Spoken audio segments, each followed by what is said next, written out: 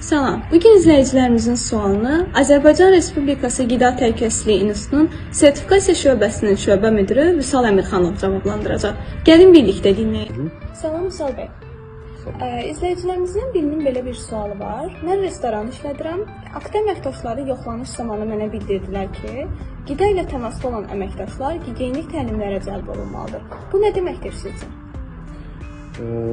Çox sağ olun suala görə. Dediyiniz kimi qida təhlükəsizliyi haqqında Azərbaycan Respublikasının qanunu mövcuddur və bu qanun 5 may 2022-ci ildə dərc olunub və burada bu qanunun 22.1-ci maddəsində qida subyektlərinin qida ilə bilavasitə təmasda olan əməkdaşlarının dövri tibbi müayinələrə və gigiyenik təlimlərə cəlb olunması ilə bağlı qanun vardır, qanun maddəsi vardır və bununla bağlı ümumiyyətlə sahibkarlıq subyektləri mütləq şəkildə öz işçi heyətini, ümumiyyətlə qida ilə təmasda olan işçi heyətini təlimlərə cəlb etməlidirlər və burada təlimlər mütləq şəkildə periodik olaraq keçirilməlidir.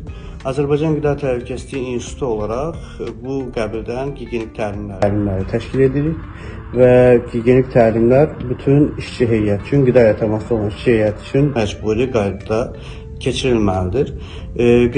Gigiyenik təlimlərdə nələrdən danışılır? Gigiyenik təlimlərdə fundamental biliklər, qida sahəsində təhlükələr və onlara nəzarət tədbirləri, bir qida obyektinin işçisi olaraq işçi qida təhlükəsizliyi sahəsində nələrə riayət etməlidir, hansı tələbləri bilməlidir, onlar haqqında fundamental bilikləri əhatə edir.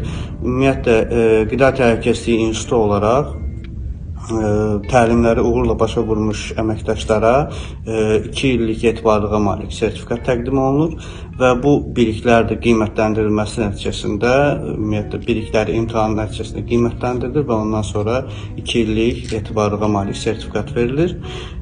Bu bütün qida subyektlərinin və onların əməkdaşları üçün məcburi tələbdir. İstər ictimai yaşa, istər emal və istehsal müəssisələri üçün məcburi və bununla bağlı tələblərə riayət edilmədikdə təbii ki, qida obyektinə məcbur edici qaydada nizam, intizam tədbirləri və tənbih tədbiri tətbiq edilir və ümumiyyətlə İnzibati Xətalar Məcəlləsində də bununla bağlı əlaqədar maddələr mövcuddur.